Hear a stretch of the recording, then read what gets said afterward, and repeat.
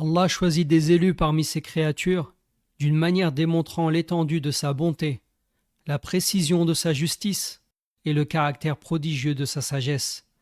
Il est celui qui, de chaque chose, connaît la réalité et l'essence, l'apparent comme le caché.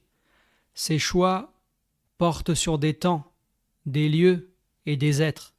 Ainsi, il choisit parmi les lieux le plus noble, parmi les temps le plus méritoire et parmi les êtres le plus pur. Il en fait ainsi le réceptacle des vertus, des bénédictions et des diverses formes de bien. Le critère déterminant son choix n'est donc autre que sa justice parfaite et sa bonté immense. Selon la traduction des sens du verset, il est dit « Ton Seigneur crée et choisit ce qu'il veut ». Le rang qu'occupe le mois de Ramadan au sein des autres mois est semblable au rang qu'occupe le printemps au sein des autres saisons et au rang qu'occupe la pierre précieuse sur la couronne. Abu Huraira, qu'Allah soit satisfait de lui, relate que le messager d'Allah, éloge et salut d'Allah sur lui, monta sur le minbar en disant « Amin, Amin, Amin ». On lui dit alors « Ô messager d'Allah, que faisais-tu » Il dit « Jibril m'a dit « Que soit humilié celui qui atteint le Ramadan, puis n'est pas pardonné. » J'ai donc dit « Amin ». Il dit ensuite « Que soit humilié celui qui a connu ses deux parents, ou l'un d'entre eux seulement, puis ne gagne pas le paradis par cette cause. » J'ai donc dit « Amin ». Il dit ensuite « Que soit humilié celui auprès de qui tu es mentionné, sans qu'il ne demande les éloges d'Allah sur toi. » J'ai donc dit « Amin ». Cette invocation est justifiée par le fait que lors de ce court mois, les portes du bien s'ouvrent, les voies du bien s'élargissent et les occasions d'obtenir des récompenses se multiplient. Le commencement de son aube s'est éclairci, les colombes sur ses branches chantent et la brise de son arrivée souffle un vent d'est, ses fleurs se sont répandues et des portes du bien qui étaient fermées s'y sont ouvertes. Des montagnes de mérite s'y déversent des réserves qui étaient gardées. Bonne nouvelle à celui qui revient durant celui-ci après s'être éloigné. Félicité à l'adorateur qui le pratique malgré le passage du temps. C'est un mois durant lequel les âmes et les esprits se tournent vers leur Seigneur, tout comme se tourne l'assoiffé vers la source jaillissante. Durant celui-ci, les membres ainsi que la langue s'empressent vers le bien, comme s'empresse le pur sang dans la course. Le serviteur, quelle que soit la durée de son éloignement d'Allah, le durcissement de son cœur ou la sécheresse de ses yeux, les choses qui poussent au bien dans les recoins de son cœur et les choses qui amènent à la piété à l'intérieur de lui, ont la nostalgie des jardins du rappel et se plaignent de l'isolement d'en être coupés. Son âme qui ne cesse de se blâmer ne meurt pas malgré la faiblesse de sa détermination et l'épuisement de sa force. Et quel que soit le nombre de péchés dont elle s'est couverte, il n'empêche qu'elle espère le bien et qu'elle aimerait se rapprocher de son Seigneur, et que ses premières étapes, dans lesquelles elle retrouverait ses esprits, son printemps et son atmosphère lui manquent. Ces choses qu'il l'appelle la font vibrer, comme le chameau fait vibrer le chamelier qui le monte la nuit. Combien d'œils, après avoir été secs, se sont remis à verser des larmes durant ce mois?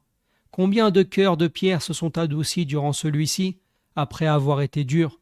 Combien d'âmes éloignées de leur Seigneur se sont rapprochées? Combien de langues qui n'exprimaient que de vaines futilités se sont habituées à prononcer de bonnes paroles?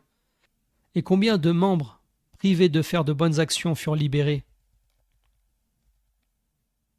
Le jeûne est l'une des écoles de la foi et une voie d'ascension vers le degré de l'excellence.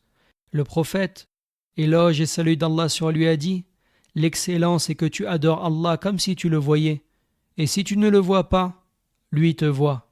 Car c'est un secret entre le serviteur et son Seigneur. Nul autre que lui ne peut le découvrir, ni le connaître. C'est une adoration dans laquelle se concrétise le sens de la sincérité pour Allah et la véritable servitude. Le cas de celui qui se retient de manger par satiété est semblable au cas de celui qui se retient de manger par adoration en apparence.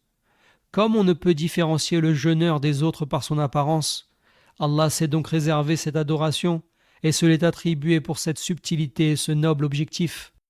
Abu Huraira, qu'Allah soit satisfait de lui, rapporte que le messager d'Allah, éloge et salut d'Allah sur lui, a dit: toutes les œuvres des fils d'Adam sont multipliées. La bonne action est multipliée par 10 jusqu'à 700. Allah exalté soit-il a dit: sauf le jeûne, car il m'appartient, et c'est moi qui le rétribue.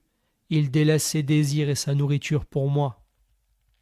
Il délaisse donc sa nourriture, sa boisson et ses désirs par servitude envers son Seigneur, par désir et crainte de lui.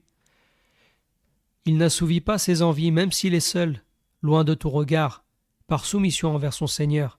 C'est pour cela qu'il est rapporté qu'il ne peut y avoir d'ostentation dans le jeûne. Quant à la parole d'Allah dans le hadith, exalté soit-il, c'est moi qui le rétribue, elle indique l'immense faveur d'Allah et sa grande bonté. D'ailleurs, la bonté est en fonction de ce que possède le donneur et de sa générosité. Durant le mois de Ramadan, les bienfaits d'Allah exalté soit-il à l'égard de cette religion apparaissent clairement. Il a été légiféré dans celle-ci de grandes adorations, afin de concrétiser les intérêts les plus grands et les finalités les plus importantes, à l'instar du croyant qui s'éduque à patienter, à réprimander l'âme contre ses envies et à briser ses pulsions, mais aussi afin que la personne riche ressente la faim qu'éprouve le pauvre, que le croyant purifie son âme et son apparence pour que se propagent dans tout son fort intérieur les lumières du Coran et les secrets de la foi. Il convient donc aux serviteurs de remercier Allah pour tous ses bienfaits à l'instar du verset qu'Allah exalté soit-il clôtura en incitant à le remercier et le louer. Selon la traduction des sens du verset, il a dit: c'est au mois de Ramadan que fut révélé le Coran, dont les enseignements indiquent clairement aux hommes la voie du salut en leur permettant de discerner le vrai du faux. Quiconque parmi vous est présent en ce mois devra donc le jeûner. Quant à celui qui est malade ou en voyage, il devra jeûner un nombre équivalent de jours.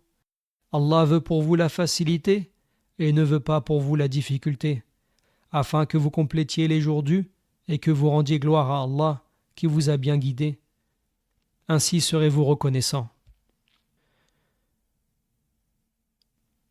Certes, les intentions qui frémissent dans le cœur du croyant ont un énorme impact sur la piété de la personne, ainsi que sur la droiture de ses membres, de ses œuvres et de son comportement avec les créatures et le Créateur.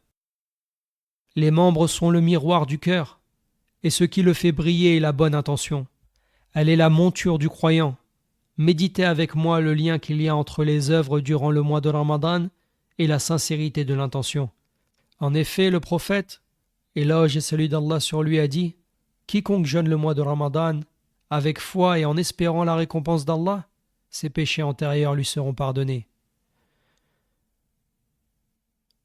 Il, éloge et salut d'Allah sur lui, dit aussi: quiconque prie durant les nuits du mois de Ramadan avec foi et en espérant la récompense d'Allah, ses péchés antérieurs lui seront pardonnés. Et également il, éloge et salut d'Allah sur lui, a dit: quiconque veille durant la nuit d'Al-Qadr avec foi et en espérant la récompense d'Allah, ses péchés antérieurs lui seront pardonnés. Fais donc une pause avec ton cœur en le purifiant et en le surveillant. Allume la flamme de la détermination du retour à Allah en toute soumission. Que le tranchant de l'épée de ta détermination ne soit pas affaibli par les choses qui détournent du chemin. Certes, la détermination avec une intention véridique est pour la monture du cœur à l'image de celui qui la dirige. Le suivi de la sunna est à l'image du guide lors du voyage, et il ne reste au fait de faire étape que peu de temps.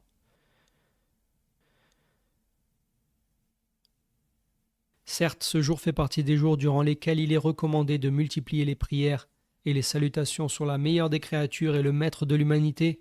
Le prophète, éloge et salut d'Allah sur lui, a dit: certes, fait partie de vos meilleurs jours le jour du vendredi. En ce jour, Adam fut créé et son âme saisie. Durant celui-ci se passera le souffle dans la trompe, ainsi que le foudroiement. Multipliez donc vos prières sur moi, car elles me sont certes présentées. Ils dirent: ô messager d'Allah, comment nos prières peuvent être présentées alors que ton corps sera usé? Il dit: Allah a certes interdit à la terre de consommer les corps des prophètes. Multipliez donc durant ce jour les prières sur lui, afin que cela vous soit compté comme un rapprochement de votre Seigneur.